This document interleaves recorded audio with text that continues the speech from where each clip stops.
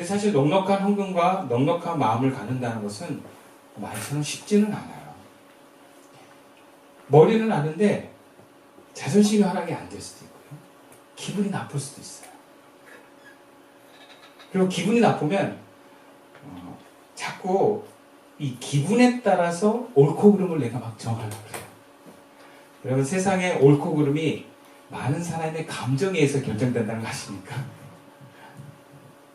옳고 그름이 내가 기분 나쁘면 틀린 거고 기분이 좋으면 옳은 거고 이렇게 몰아가는 경우가 많아요.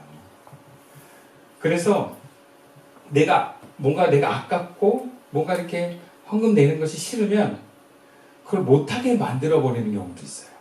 그래야 내가 티가 안 나니까. 그만큼 뭔가 넉넉해지는 것이 쉽지 않을 수 있겠다는 생각이 들어요. 그래서 우리는 넉넉해지는데도 갑자기가 아니라 뭔가 인식의 변화로만 끝나는 게 아니라 어떤 과정이 있고 도움도 필요하다는 것을 느낍니다. 그럼 우리가 어떻게 해야 우리가 좀 더 넉넉할 수 있을까요? 구체적으로 오늘 본문을 보면서 또 우리가 제가 받은 은혜를 함께 나눠보고자 합니다. 본문 19절 말씀 함께 읽어보겠습니다. 시작. 아시아의 교회들이 너희에게 문안하고 아굴라와 브리스가와 그 집에 있는 교회가 주 안에서 너희에게 간절히 문안하고. 그럼 첫 번째 내가 좀 넉넉해지려면요, 넉넉한 사람들과 자주 교제하는 것입니다. 바울은 고린도 교회 아시아 교회들이 문안한다 그랬어요. 문안한다는 것은 뭐냐? 인사하고 소통한다는 거예요. 계속 주고받는 어떤 교제 안에 있다는 것을 얘기합니다. 그러면서 아시아의 교회 중에서 구체적으로 아굴라와 브리스가를 언급합니다. 아굴라와 브리스가가 누구인가? 이들은 신약에 나오는 많은 부부 중에서 가장 모범적인 부부라고 얘기를 합니다. 그들은 로마에서 난 유대인들이고 글라디오 황제 때 유대인의 추방으로 인해서 잠시 로마에서 추방된 사람들이에요. 그리고 바울을 만나서 예수를 믿게 되고 이후에 바울의 충실한 협조자가 됩니다. 그런데 이들을 보면 바울과 함께 에베소에 있다가 또 로마로 갔다가 또 다시 에베소로 갑니다. 그리고 그들이 그만큼 자유롭게 이사하는 것도 참 대단한데 본문에 보면 그들은 로마와 에베소와 고린도의 가정교회를 가졌다라는 것을 보여줍니다. 이것은 상당히 부유했다는 걸 알려줘요. 그러니까 나라마다 자기 집이 있는 거예요. 그리고 여행을 당시 비용이 많이 들거든요. 여행을 어렵지 않게 다닌 거예요, 부부들이.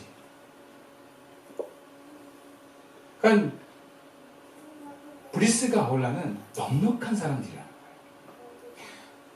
고린도 교회는 브리스길라와 아굴라 부부의 사역과 삶을 보면서 그들의 넉넉함을 배울 필요가 있습니다. 우리도 그래요. 사람이 처음부터 넉넉하기는 어려워요. 물론 집안이 넉넉하고 넉넉한 마음을 가진 어른들과 그런 분위기라면 이게 조금 몸에 배기도 해요. 근데 그것도 사람마다 달라요. 그리고 넉넉하지 않은 환경에 자라고 넉넉하지 못한 부모와 어떤 많은 사람들의 어떤 형제 자매 속에서 자란 사람들은 치열하거든요. 그러면 넉넉해지기가 어려워요. 그런데 그런 나도 넉넉한 사람과 계속 교제하다 보면 조금씩 넉넉해집니다. 사실 오랫동안 어려움을 가진 사람들은 자존감이 낮아집니다. 문제는 그렇게 자존감이 낮은 사람들이 자존감을 회복하기 위해서 뭔가 더 넉넉하고 자존감이 높은 사람을 만나는 게 아니라 자존감 낮은 사람들의 특징은 자기보다 못한 사람과 자꾸 가까이 지내려고 해요. 왜? 자기보다 못한 사람을 볼 때 좀 위로를 받아요. 그런 사람들이. 아, 내가 얘보다 나아. 그래서 자존감 낮을수록 자꾸 자기보다 못한 사람들과 어울리려고 하고 자기보다 어려운 사람들만 자꾸 생각하고 그런 사람들에게만 도움을 주려고 하는 마음들이 있어요. 근데 이게 사실은 점점 자기가 작아지는 길이에요. 그럼 반면에 내가 지금은 좀 부족하더라도 넉넉한 사람들을 만나고 그런 넉넉한 사람들에서 축복을 받고 도움을 받고 넉넉한 사람들과 교제를 자꾸 하다 보면요. 넉넉해집니다. 마음이 닮아가요. 그리고 그 사람은 풍성해질 기회가 많습니다. 그래서 사람이 성장하려면 항상 자기보다 나은 사람을 자꾸 만날 수 있어야 돼요. 흔히 그런 얘기도 하거든요. 당구도 늘려면 자기보다 잘한 사람 쳐야지 는다. 못하는 사람 치려면 실력도 줄어든다는 얘기를 해요. 근데 인격도 그렇습니다. 인격도 자기보다 나은 사람을 자꾸 만나야 올라가요. 근데 자존심은 자기보다 못한 사람하고 만나자고 얘기를 합니다. 그러니까 여기서 우리가 자존심을 지키려고 하지 말고 마음이 넉넉해지려는 마음으로 자기를 던질 수 있어야 돼요. 때로는 상처받고 자존심 상해도 계속 그 교제를 끊어가지 않다 보면요. 그 넉넉함이 나에게 흐르게 되어 있습니다. 그리고 우리가 잊지 말아야 될 것은요. 내 안에 하나님이 계세요. 내가 부족하다고 느끼는 것뿐이지 부족한 사람이 아니에요. 부족한 환경 속에서 부족함의 손가락을 당했을 뿐이지 그게 나는 아니에요. 내 안에 하나님이 계시다는 건 이미 나는 부유하다는 것입니다. 이미 나는 넉넉하다는 거예요. 그런데 여전히 상처받은 내 마음이, 내 몸이 아직 거기서 묶여있기 때문에 그것을 풀려는 도움을 받으려면 넉넉한 사람을 만나게 되면 도움을 받게 되겠습니다. 그래서 여러분, 나보다 잘난 사람하고 만나세요. 그래서 넉넉함을 누리십시오. 그래서 여러분이 더욱더 넉넉해질 수 있기를 축원합니다. 저도 어린 시절에 둘째로 자랐는데 저희 집은 그렇게 넉넉하지 않았어요. 그리고 항상 형은 제 것을 뺏어가는 경우가 많았어요. 그러니까 저는 제 것을 지켜야만 했어요. 둘째들 알죠, 마음. 첫째는 몰라요. 둘째들은 지켜야 되는 마음이 있어요. 그래서 둘째들은 항상 그런 얘기를 들어요. 너 이기적이다. 깍쟁이다. 근데 그러지 않으면 뺏겼거든요. 그래서 저도 대학 때까지만 해도 속이 되게 좁은 사람이었어요. 속 좁아가지고 상처도 많이 받고 제 자신이 왜 이렇게 나는 속이 좁을까 막 자책도 많이 하고 그랬어요. 근데 제가 목회를 하면서 넉넉해졌어요. 크게 두 가지 저에게 큰 영향을 미쳤는데 하나는 뭐냐면 제가 교구를 맡고 뭔가 목회 활동을 할 때 전통적인 교회에 있었거든요. 강북제일교회가 그 전통적인 교회인데 전통교회의 특징은 뭐냐면 성도들이 목사들을 참 잘 섬겨요. 그래서 제가 성도님들한테 참 섬김을 잘 받았어요. 네. 처음에 이제 그 신방을 하고 막 그런 초짜 목사인데도 그 나이 많은 권사님들이 목사님 하면서 저를 얼마나 최선을 다해서 대접해 주는지 몰라요. 또 교회 문화가 그랬어요. 목사를 잘 대해줘라. 그래가지고 정말 그 폐지 끌어가지고 모은 그 돈 같은 거 있잖아요. 그거 얼마나 커요. 근데 거기서 막 쌈지 돈을 꺼내가지고 막 이렇게 막 주는데 뭐 너무 이렇게 미안한 가운데 안 받으면 또 상처받을까봐 그걸 받으면서 사랑을 받으면서 제가 넉넉해지기 시작했어요. 또 두 번째로 제가 넉넉해질 수 있게 된 건 제 주변의 목사님들이 넉넉한 목사님들이 참 저랑 친하게 지냈어요. 그러니까 집안이 좋은데 목사가 된 분들이 있어. 그러니까 목사님들 중에는 집안이 너무 어려서 막 목사님 되신 분들도 있는데 집안이 넉넉한데 어떻게 하다가 부르심 속에 목사 된 분들이 있거든요. 그분들은 씀씀이가 달라요. 네. 그러니까 저랑 가까이 이렇게 지내다 보니까 잘 베풀어 주시는 거예요. 참 그분들한테 제가 많이 대접을 받았어요. 이번 주에도 제가 지난 교회에서 함께 지냈던 목사님한테 만나서 대접을 받았는데 그분이 저를 대접할 이유가 없어요. 그냥 목사님 만나요 그랬더니 밥을 사주겠다. 아버지가 그 회계사신데 저 위로해주고 밥 사주라고 그랬다고. 그래서 목사님 먹고 싶은 거 먹으라고. 그래가지고 몇 가지 있길래 제가 저도 모르게 스시 이래가 나가지고 스시 먹으러 갔는데 스시도 이렇게 그 있잖아요. 회전 초밥 좋은 거를 막 골라주시는 거예요. 제가 싼 접시 막 고르려고 그랬더니 비싼 거 드시고 오도론가 그것도 막 이렇게 집어주시고 제가 너무 이렇게 대접을 받으니까 그게 그분한테 다 돌아갈 수는 없지만 나도 언젠가는 기회만 되면 좀 이렇게 좀 대접하는 사람이 되고 싶다라는 마음이 자연스럽게 드는 거예요.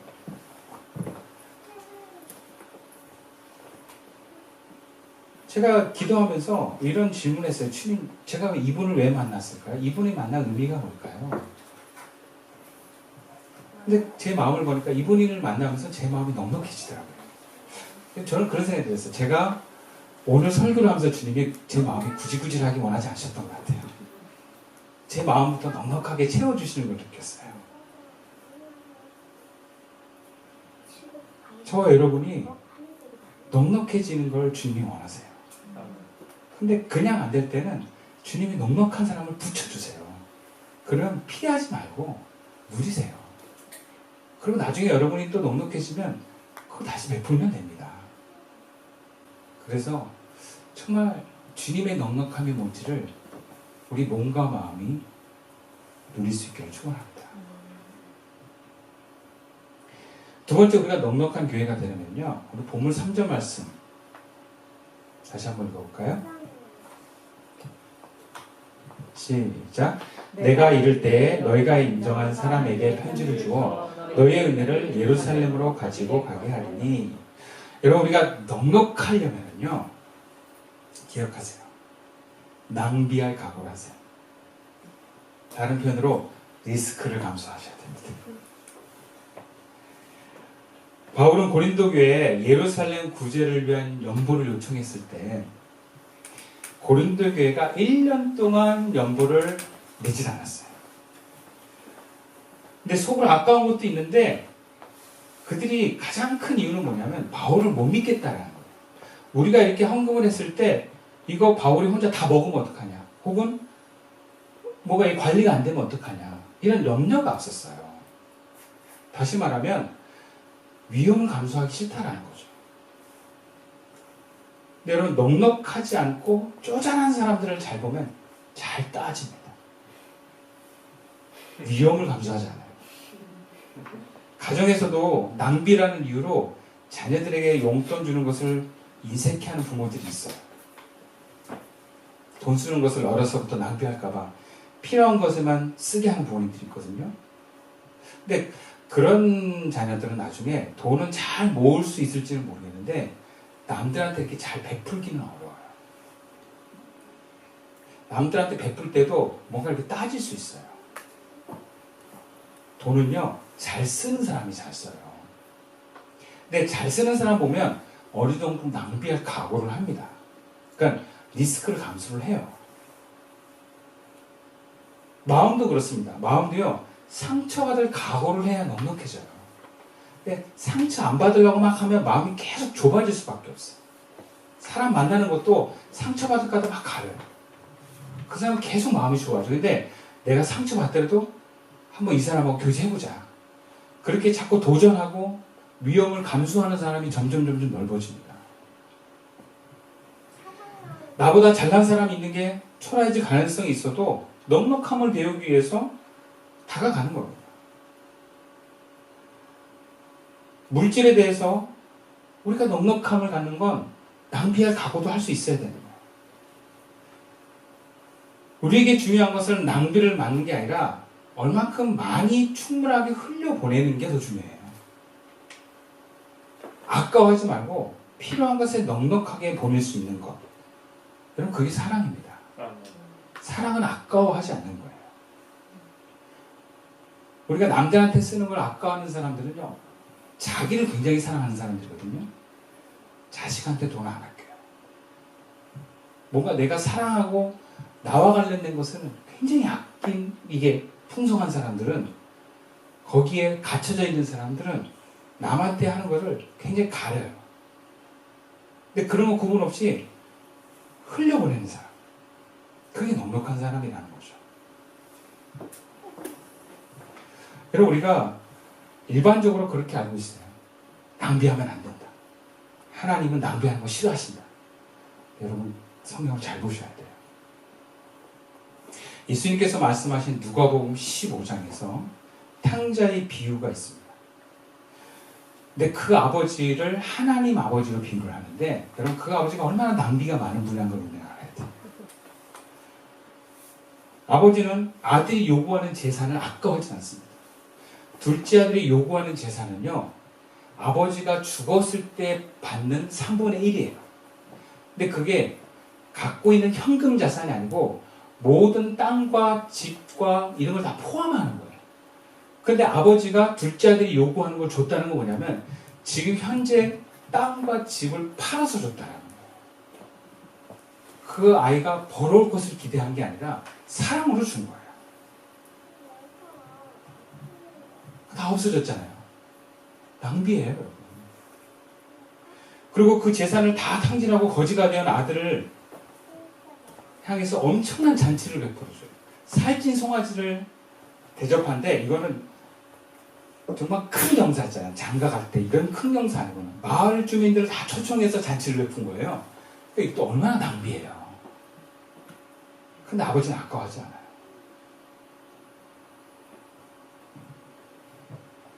여기서 흔히 표현한 탕자에서 탕은요, 제멋대로 군다는 뜻의 탕이 아니에요. 탕은 무모할 정도로 씀씀이가 해프다, 이런 뜻을 갖고 있어요. 그래서 이 단어를 비유 속에서 둘째 아들만이 아니라 아버지를 수식하는 말로도 어울립니다. 그래서 한마디로 그 하나님 아버지가 탕부라는 거예요. 탕부.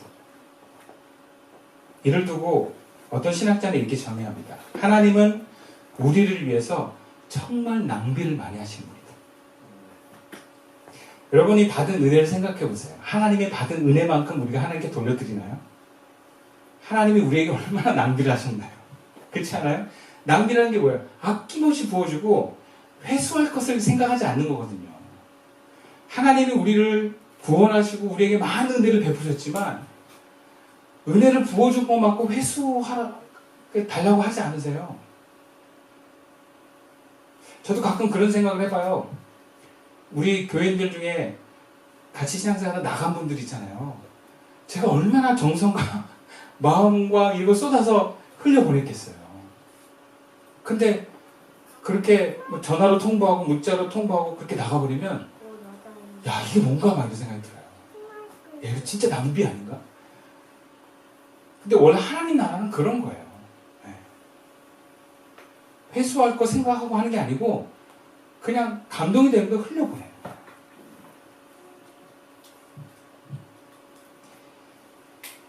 하나님께서는 예수님을 통해서 5,000명을 배부르게 먹이고 12바구니가 남을 만큼 많이 음식을 기적으로 베푸셨는데 그 5,000명이 되는 사람들이 예수님을 계속 따라오지 않았어요. 다 도망갔어요. 다 버렸어요. 3년 내내 제자들을 그렇게 기르셨지만 막상 예수님이 십자가에 있을 때 그 제자들은 없었어요. 3년 내내 병 고쳐주고 먹이고 말씀을 전하셨지만 예수님 주변에는 사람이 없었습니다. 하나님 나라는 이렇게 밑받은 쪽에 계속 물붓는 것과 같아요. 그래도 포기하지 않고 넉넉하게 부어주시는 것이 하나님 아버지의 사랑입니다. 그래서 탕부하고 하나님이에요. 그 하나님 우리가 신뢰하고 그 하나님과 동행하는 우리의 삶 속에서는요, 인간관계 관계에서도 뭔가 자꾸 돌아올 거를 계산하고 베푸는 게 아니에요. 그냥 내가 이 사람을 사랑하고 은혜를 베풀었지만 그래, 흘러가도 괜찮다. 제가 신대원 다닐 때 목사님들 중에 좀 특별하고 귀하신 분들이 와서 강의를 하시는 수업이 있는데 개척교회를 16개를 하신 목사님 강의를 하신 기억이 나요. 박창하 목사님이라고, 자기가 500명이 됐을 때 500명 이상 하니까 교회가 너무 커지는 게 하나님 기뻐하시는 것 같아요. 그래서 항상 200명이 넘으면 이렇게 200명을 묶어서 교회를 이렇게 세운 게 나중에 10개가 넘어가고 16개까지 됐는데 지금은 얼마나 또 늘어난지 모르겠어요. 그 목사님이 이런 얘기를 했던 게 기억이 나요. 10개를 넘어가고 열 몇 개를 하면서 개척을 시킬 때 그런 각오를 한대요. 자기는 이 중에 한 목사는 교회를 팔아먹고 갈 놈도 있을 거다. 그럴 각오를 하고 세운다는 거예요. 근데 실제로 교회를 팔아먹은 목사가 있더래요. 예. 근데 또 그렇게 팔아먹은 목사를 만났대. 그래서 용서하고 이렇게 보내기도 했는데, 얘가 이거를 팔아먹을까 잘할까 이런 걸 생각하면 개척을 못 지킨대요. 팔아먹더라도 그거 네가 알아서 하고, 자기는 계속해서, 그래서 계속해서 지금 16, 17 이렇게 교회를 개척시켰다는 얘기를 하더라고요. 여러분, 하나님이 우리에게 그런 은혜를 베풀어 주시지 않나요? 정말 그리스도인들이 얼마나 많은 은혜를 베푸지만 그걸 하나님께 다 갚지 않잖아요. 그 받은 은혜를 갚는 그런 신앙생활을 하는 상도들이 얼마나 있을까요? 잘 모르겠어요. 이런 넉넉한 교회가 된다는 것은 그런 면에서 이런 낭비할 각오가 되어 있는 거예요. 내가 누군가에게 베풀었을 때 그 사람이 나에게 돌아오지 않을 것도 생각하고 베풀라는 거죠. 물론 이 낭비의 방향은 내가 아닌 교회와 이웃과 하나님 나라에 있는 줄로 믿습니다. 낭비하세요. 괜찮아요. 마지막으로 우리가 넉넉한 사람이 되려면요, 제가 받은 은혜를 나누는데 마음에 말씀이 있어야 돼요. 말씀. 실제로 우리가 넉넉하려고 마음을 먹는데 참 아깝고요. 그것에 대한 집착이 떨어지지 않을 수 있어요. 왜냐하면 내가 힘들 때 특히. 근데 내가 힘들 때 아깝거나 뭔가 이걸 놓지 못하고 부들고 있는 이유는 속에 마음에 두려움이 있기 때문에 그렇더라고요. 두려움이 있다는 것은 실질적으로 내 마음에 말씀이 없다는 얘기예요. 근데 이 마음에 주님이 말씀이 들어오면 두려움을 몰아내고 넉넉할 용기가 생긴 줄 믿습니다. 마태복음 6장 33절에 주님의 이 말씀을 하셨던 게 제 마음에 왔어요. 너희는 먼저 그의 나라와 그의 의를 구하라. 그래야만 이 모든 것을 너희에게 더하시리라.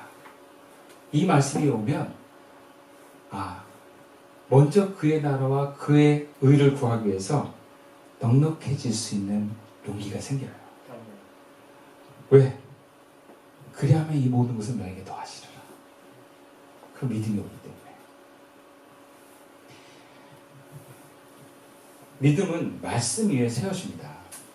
사실 우리가 물질을 그렇게 쥐고 싶은 것도 우리 마음이 두려워서 그래요. 우리가 사람에 대해서도 집착하는 이유는 그 사람이 떠나가면 내가 외로울까 봐 두려워서 그래요.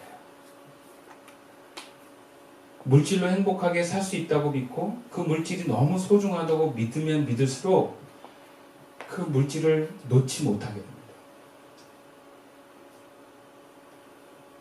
그래서 우리는 어려울 때, 두려울 때, 외로울 때 보이는 사람과 보이는 돈에 더 집착할 수 있어요. 어려울수록 돈과 사람의 위력을 더욱 절감합니다. 그렇게 돈과 떡의 위력을 너무나 절감하고 있을 때 그렇게 돈과 떡의 축복을 간구하는 마음도 커지게 됩니다. 그래서 점점 나이가 들고 몸이 약해지고 환경이 어려워질수록 이렇게 사람이 좁아져요.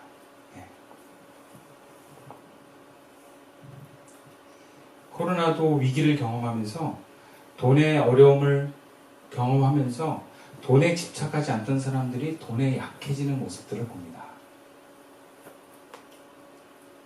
우리는 코로나라고 하는 이 시기를 겪으면서 내가 어떤 사람인가를 또 내가 무엇이 부족한가를 좀 더 적나라하게 직면하는 것 같아요. 내가 뭘 두려워하는 건지. 근데 예수님은 분명히 우리에게 이렇게 말씀하십니다. 사람이 떡으로만 살 것이 아니고 하나님의 말씀으로 산다. 그럼 떡도 중요합니다. 돈도 중요합니다. 그러나 그리스도인은 하나님의 말씀으로 사는 사람들입니다. 예수님 자신도 이 말씀을 하시는 동안은 40일 동안 굶주리셨어요. 그리고 자신에게 들려진 소리는 돌을 떡으로 만들려고 하는 마귀의 소리였어요. 이거는 예수님이 실질적으로 돌로 떡을 만들 수 있는 사람이라고 하는 존재에서 들려지는 소리예요. 내가 마음만 먹으면 저 돌을 떡으로 만들어서 내 주님 배를 채울 수 있어요. 근데 주님은 자신의 배를 채우는 소리보다 하나님의 말씀을 우선합니다. 내가 떡으로 사는 존재가 아니라 말씀으로 사는 존재라는 것을 다시 말씀합니다. 광야 40년에 이스라엘 백성을 먹이셨던 만나는 말씀을 상징합니다. 40년 동안 날마다 내렸고 가끔 외출하기도 보내셨지만 그 이스라엘 백성을 40년 동안 살게 한 건 말씀이라는 거예요. 하나님 말씀.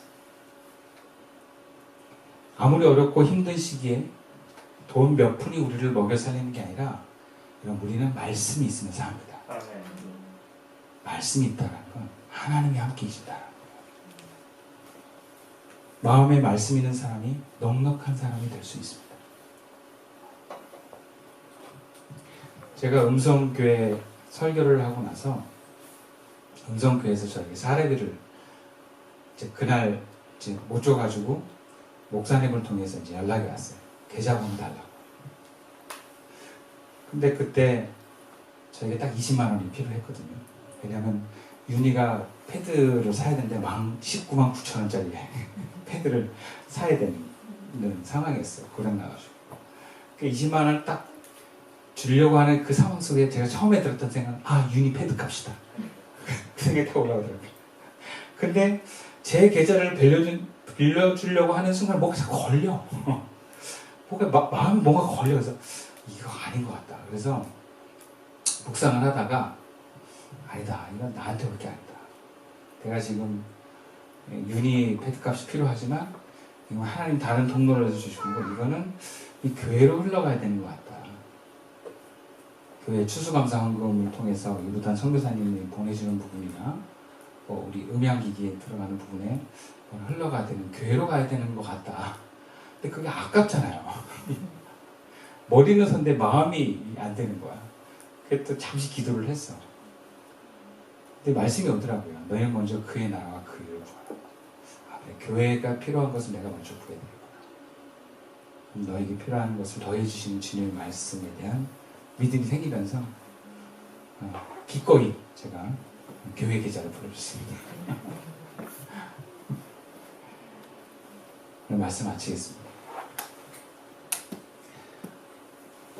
넉넉한 교회가 된다는 것은 교회 헌금 많이 하라는 얘기가 아니라 넉넉한 사람이다라는 거예요. 주님은 저와 여러분이 예수님처럼 또 하나님처럼 넉넉한 사람이 되기를 원하십니다. 넉넉한 내어줌을 통해서 뭔가를 열매를 맺고 뭔가를 수확하려는 것보다 더 중요한 건 주님은 우리가 존재가 넉넉하게 되기를 원합니다.